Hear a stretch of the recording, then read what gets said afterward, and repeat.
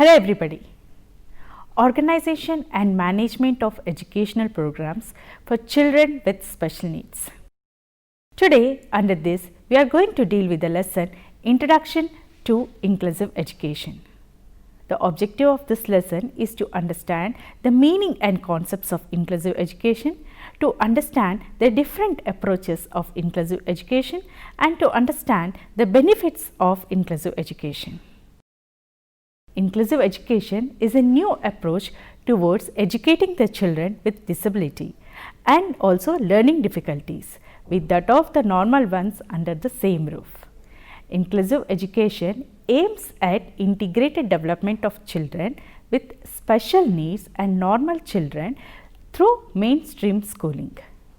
To develop curriculum for special education and its inclusion in general teacher preparation programs, the Rehabilitation Council of India made a historic collaboration with the National Council for Teacher Education on January 19, 2005. Then the term special need education has come into use as a replacement for the term special education, as the older one was mainly understood to referring the education of all those children and youth whose need arises from disabilities or learning difficulties. The statement affirms that those with special educational needs must have access to regular schools which should accommodate them within the child-centered pedagogy capable of meeting these needs. The philosophy of inclusion is a paradigm shift and a move from segregation through mainstreaming and integration to inclusion. Thus, the journey of inclusion indicates a process rather than an event. The process reflecting occurrence of significant changes brought about by the new ways of thinking, new ways of operating in the classrooms and adapting to the constantly changing thinking attitude and social conditions. Integration was used to denote the physical placement of students with disabilities into the mainstream schools without any change in the schools where the students were admitted. Inclusion, on the other hand, is much broader concept. Inclusion as a social and educational philosophy, it believes that all the people are valuable members of the mainstream society, whatever their differences and diversities may be in education. This implies that all the children, irrespective of their abilities and disabilities, irrespective of the socio-economic background, the religion, ethnic, language and cultural background or religion or gender, together should go to the same school. It is the philosophy that aims to improve the quality of education for all the children in the classroom. It reflects on the human rights and social justice. It is a way to reach out all the children, and it does not look at whether the children are able to follow the regular educational system, but looks at the teacher and the school in terms of how they can adopt the educational programs to the individual needs. Any discussion about the definition of inclusive education needs to use the Salamanca Statement and Framework of Action, which is of UNESCO during the year 1994 as a reference point. This statement reaffirms the right to education of every individual as enshrined in the 1948 Universal Declaration of Human Rights and renews the pledge made by the world community at the 1990 World Conference on Education for All, that is, to ensure the right to education for all regardless of their individual differences. The statement also mentions the 1993 United Nations Standard Rules on Equalization of Opportunities, which states that the education of disabled children should be a integral part of the education system. This is about the inclusive education. After having understood the word inclusive education, let us now see what are the concepts of inclusive education.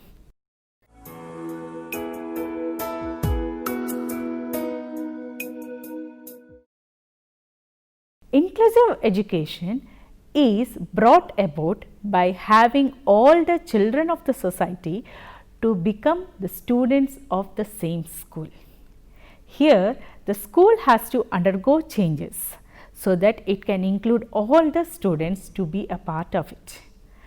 So, inclusive education means the act of ensuring that all children, despite their differences, receive the opportunity of being part of the same classroom as other children of their age, and in the process get the opportunity of being exposed to the curriculum to their optimal potential.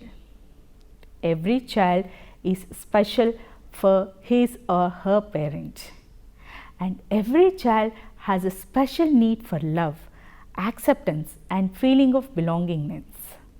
We call the children with special needs to those who are different from their cohorts.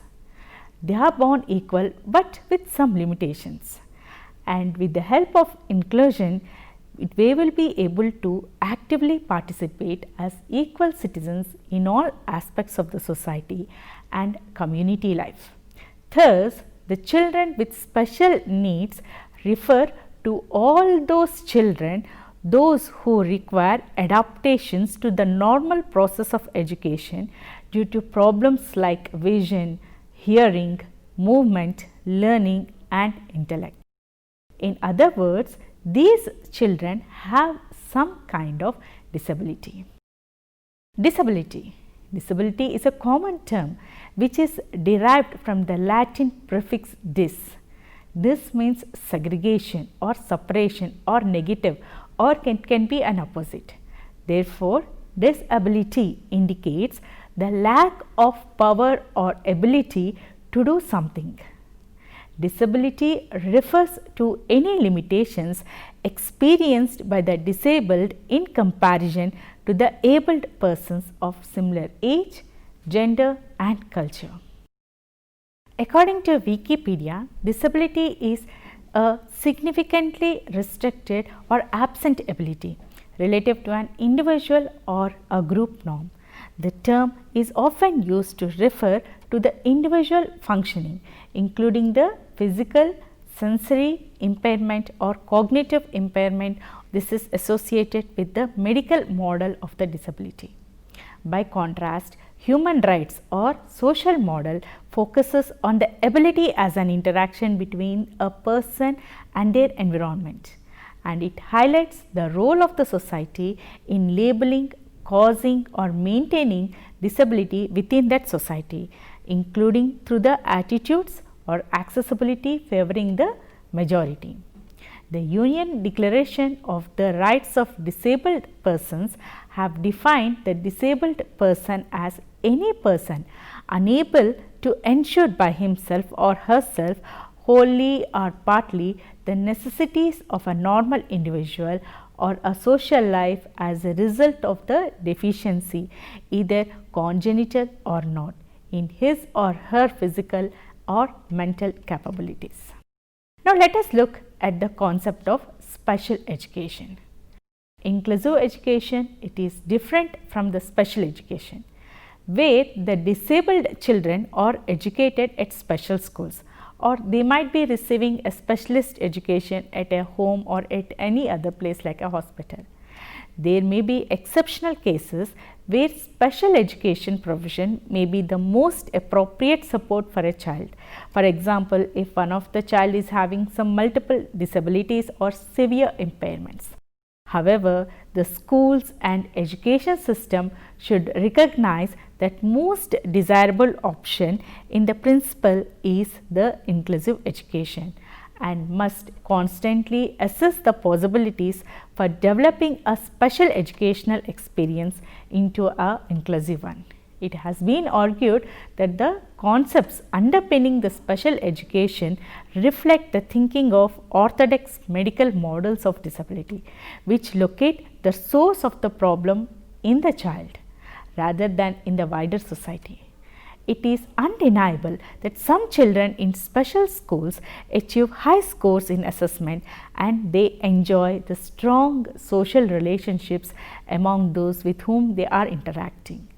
Ultimately, however, the students are segregated from the rest of the society during a crucial part of their lives, and this negatively impacts both on the individual and the society as a whole. So, inclusive education, it supports and it promotes a broader vision of society where all people are included regardless of their impairment. Moreover, a special education approach runs the risk of creating a complex and parallel system that is ultimately far costlier than providing education in the mainstream. Nevertheless, for an inclusive education approach to lead a positive social and learning outcomes, a range of challenges must be overcome. These are the concepts of inclusive education.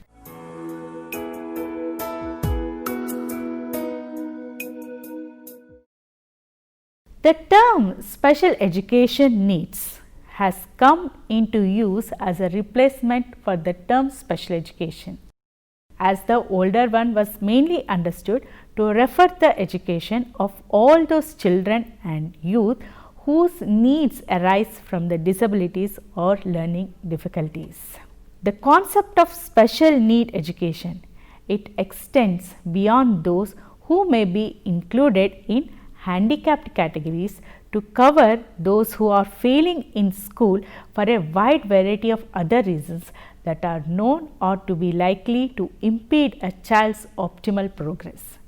Whether or not this more broadly defined group of children are in need of some additional support and depends on the extent to which the school needs to support the curriculum, their teaching, and to provide additional human or material resources so that it will stimulate efficient and effective learning for these people. But marginalization, exclusion of these pupils results in the growth of inferiority complexes among them and also among their parents or guardians. This leads the vision of inclusive education. Inclusive education aims at integrated development of the children through special needs and normal children through mainstream schooling. To develop the curriculum for special education and its inclusion in general teaching programs, the Rehabilitation Council of India had made a historic collaboration with the National Council for Teacher Education, and it states that the inclusive education differs from the notion of integration, which tends to focus more on ensuring the disabled children attend the mainstream school rather than ensuring that these children are learning. Indeed, whether or not disabled children learn in an integrated system is down to them. Whatever the small efforts the teacher makes and other staff can make gives the demand on their time. When problem arises, the blame can be therefore be attached to the child, but not the teachers or the education system. An integrated approach to the education suggests that diversity is a problem to be overcome, as it is a burden on resources and detracts from the amount of time a teacher can dedicate to other students. But by contrast, the inclusion is about the child's right to participate and benefit on an equitable basis to their peers. Inclusive approaches stress the duty of the schools and the education system as a whole to adapt and in principle accept all the children. A premium is placed upon the full participation by all students, including the disabled and abled children, and upon respect for their educational, wider social, civil and cultural rights. resources are used to encourage this participation rather than to provide additional and separate activities. In this way, diversity in the classroom is embraced and viewed as an asset. Inclusive education values and principles should promote rather than undermine a flexible approach to tackling the diversity of learning needs. For example, an inclusive approach to education ensures the provision of specialized support for the disabled children in mainstream classroom.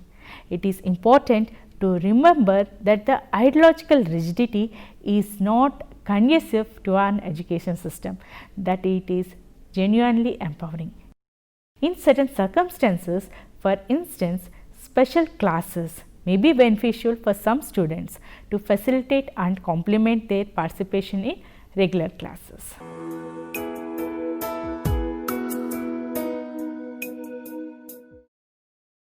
The concept of integrated education in India has emerged during the mid-1950s.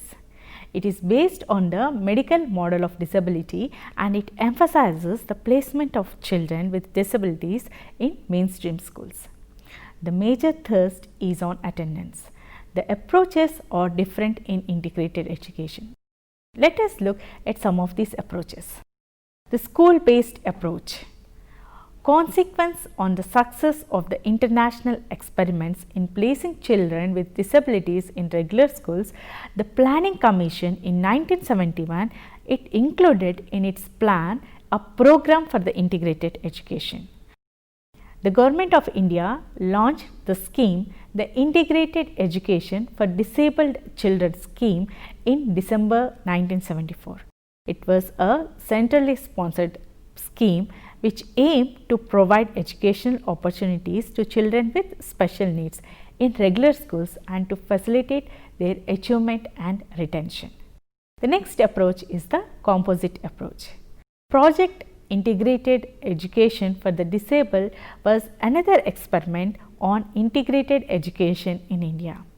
Due to the combined effort of the Ministry of Human Resource Development and UNICEF, the project Integrated Education came into existence in the year 1987.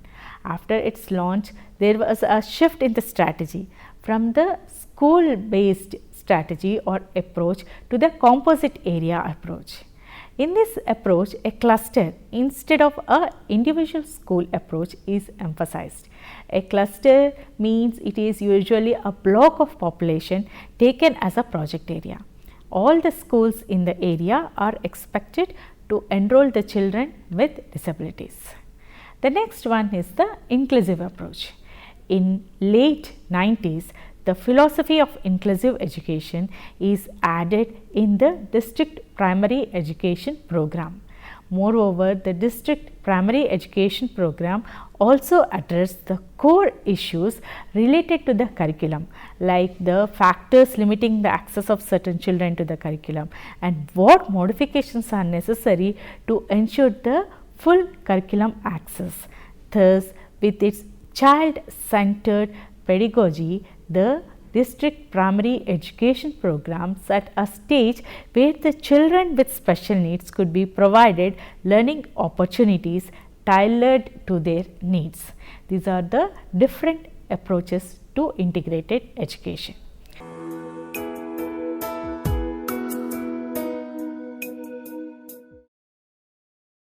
Benefits of inclusion. Inclusive education can help to break the cycle of poverty and exclusion. The disability and poverty are closely interlinked. Poor children are less likely to receive the early intervention support and they are more likely to suffer the lasting impairments. The reverse is also true. Families struggling with disability more likely to be trapped in poverty because of the range of challenges, including the negative attitudes, the problems with mobility, earning power, the child care problems. So, the children and families struggling with disabilities are systematically excluded, and the poorer they are, the greater the exclusion is likely to be. But education can offer a practical skills, knowledge and needed for breaking out the cycle of poverty. But inclusive education goes further by giving an opportunity to the disabled children and adults to challenge the prejudice, and they become visible and gain confidence to speak for themselves and build their own future within the mainstream of the society. The next benefit is that inclusive education enables the disabled children to stay with the families and communities.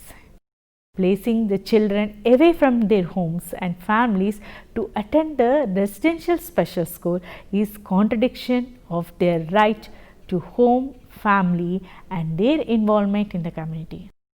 Inclusive education improves the quality of education of all.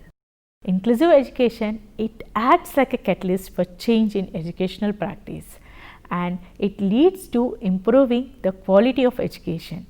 Including the disabled children in mainstream school challenges the teacher to develop more child-centered, participatory and active teaching approaches, and this benefits all the children. Inclusive education can help overcome the discrimination. Discriminatory attitudes towards the disabled people persist in society because of lack of awareness, lack of information, little or no experience of living closely with the disabled people. It is difficult to break down these attitudinal barriers, but experience have shown that within the right context, children can be more accepting of the differences than adults. Children are the future parents, the future teachers, the future lawyers and policy makers. If they go to the school with the disabled children, then they will learn not to discriminate. So, these are the benefits of inclusive education. Now, let us see the models of inclusion.